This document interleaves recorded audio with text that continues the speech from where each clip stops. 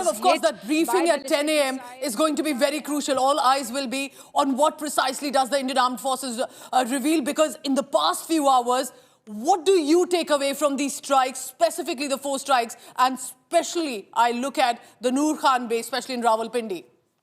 So this is a graded response to Pakistan's attempts to probe India's air defenses and carry out strikes. Remember when they targeted 36 different cities in our country using more than 500 drones. They were probing weaknesses in our air defense system. Yesterday, there was a grave provocation when they sent in some of their armed drones with incendiaries, that house that caught fire in Hoshiarpur, where civilians were injured and there were grave injuries in some instances. That was an act of provocation when they were targeting our civilians.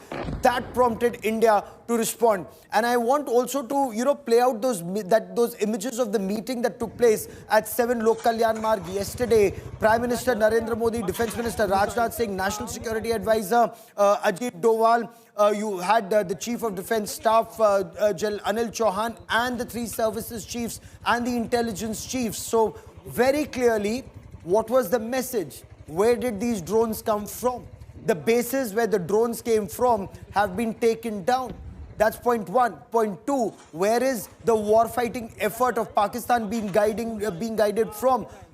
Those bases are being taken down. The fact that some of these bases are very close to General Headquarters, Rawalpindi, Pooja, that sends out a very clear signal. This is the second time in 3 days that areas very close to Rawalpindi, which is the seat of power in Pakistan, and yes, I'm saying this very carefully, it is not Islamabad where Shahbaz Sharif sits. The seat of power in Pakistan is General Headquarters Rawalpindi, and areas very close to GHQ Rawalpindi are directly in the line of India's fire. But Gaurav, fire. look at this. Look at still the kind of response that Pakistan is sending our way. It is targeting houses, temples, Gurdwaras in Jammu region. We have visuals coming in. A temple has been targeted. Now, thankfully, there's been no damage to this holy place, but the attempt is clear. Civilian areas, and I can confirm to you, consistently getting messages from our family members in Jammu who are saying civilian areas right in the heart of the city is where Pakistan is targeting. There are no military installations there.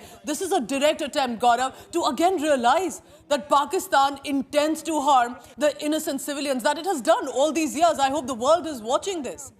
Pooja, now India has reached a stage that we actually do not care what the world thinks, because we have to punish this terror to keep our people safe. But Pooja, you've made a very important point. And, India today has the biggest team of reporters on ground as they bring us this story. What is the story?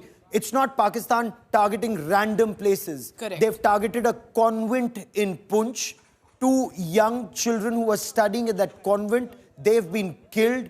There were 16 people who were killed. They've targeted a Gurdwara in Poonch. So, in today's day and age, it's precision-guided munition that even Pakistan uses. So they've targeted a Christian convent, a Sikh Gurdwara, and a Hindu temple.